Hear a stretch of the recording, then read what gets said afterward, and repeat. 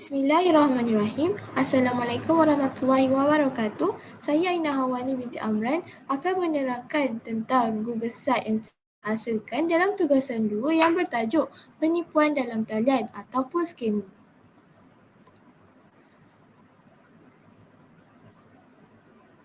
Baiklah, penipuan dalam talian ni adalah satu kegiatan penipuan yang menggunakan teknologi yang canggih dalam dunia cyber untuk mendapatkan kepentingan tertentu, sama ada untuk mendapatkan wang ataupun maklumat peribadi. Okey, ni adalah contoh kepada aktiviti scam yang pernah berlaku di Malaysia.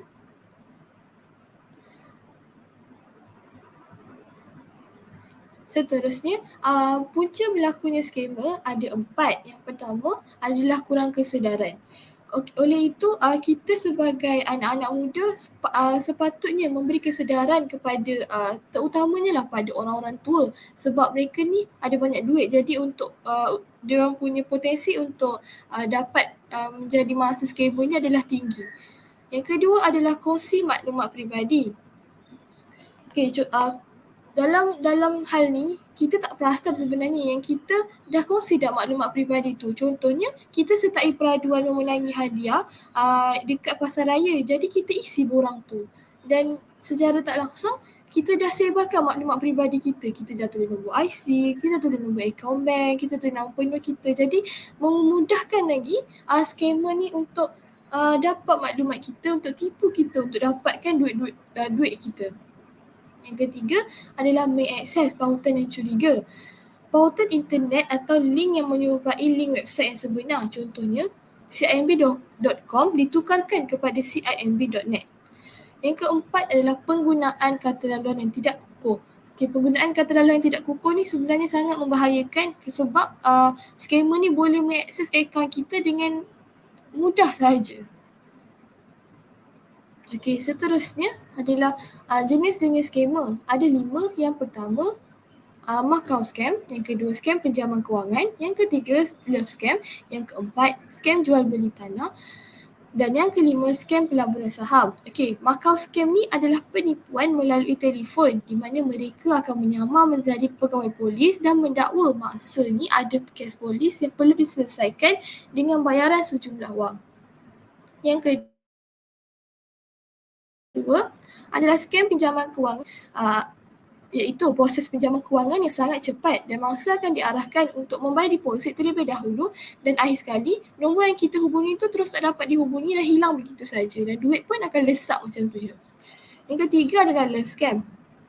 Love scam ni adalah di mana mangsa akan jatuh cinta dengan profil yang palsu melalui Facebook atau Instagram dan seterusnya. Si penipu ni akan meraih simpati, minta bantuan dalam bentuk wang untuk nanti dia cakap lah saya susah. Jadi nanti yang si mangsa ni akan rasa simpati dan akan membantulah dia punya partner tu. Baik, yang keempat, scam jual beli tanah. Okay, scam jual beli tanah ni sama je cara dia dengan scam pinjaman wang, iaitu kita perlu bayar deposit dahulu, seterusnya si penipu ni akan hilang macam tu saja. Dan yang terakhir adalah scam pelaburan saham. Di mana individu yang menyamar sebagai ejen pelaburan yang tidak mempunyai bukti yang kukuh dan menjanjikan pulangan yang berlipat ganda.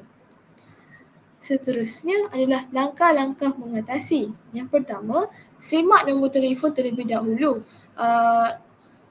Pada pendapat saya, nombor telefon ni kita boleh semak dengan cara mudah sangat. Contohnya dalam apps Truecaller yang telah disediakan. So, kita akan masukkan saja nombor telefon dan akan keluarlah rekod-rekod nombor telefon tersebut kalau dia ada buat penipuan atau sebagainya. Yang kedua adalah sekiranya ada arahan memindahkan wang, semak nombor akaun. Yang ketiga, bertenang dan jangan ambil keputusan melulu. Kita bertenang ni salah satu benda yang penting sebab kalau kita panik, kita akan buat keputusan yang tak bijak. Jadi kita senang je orang tu akan dapat tipu kita. Yang keempat adalah elakkan menyebar maklumat peribadi dalam pelbagai kaedah jua. Yang kelima, cuba menyemak agensi yang terlibat dalam penipuan tersebut. Okey, untuk semak agensi ni contohnya dalam dunia pelaburan lah. Kita kena siasat dulu agensi pelaburan tu sama ada wujud atau tak, sama ada pernah tipu orang ataupun tidak sebelum kita proceed ke langkah yang seterusnya. Dan yang terakhir, semak semua maklumat yang diperkatakan dalam perbualan telefon tersebut.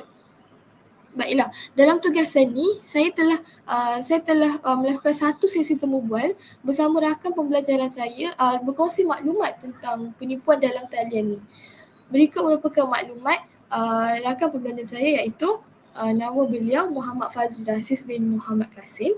Beliau merupakan pensyarah Kolej Universiti Islam Pahang Sultan Ahmad Shah iaitu KUIPSAS daripada Fakulti Teknologi Maklumat dan Komunikasi. Berikut merupakan video video temu bual bersama beliau, dan berikut ni merupakan maklumat daripada beliau yang telah saya dapat. Okay, dalam video ni kami telah membincangkan tentang definisi penipuan dalam talian ni. Kita telah bincang beliau telah berkongsikan tentang satu jenis skema iaitu Macau skema dengan memberikan pelbagai contoh yang sangat menarik. Dan dan seterusnya saya telah mengajukan soalan bagaimana skema ni boleh memperoleh data peribadi, dan yang terakhir adalah langkah-langkah mencegah daripada terkena skema ni. Okey, itu sahaja dalam penghasilan Google Site saya ni. Sekian, terima kasih.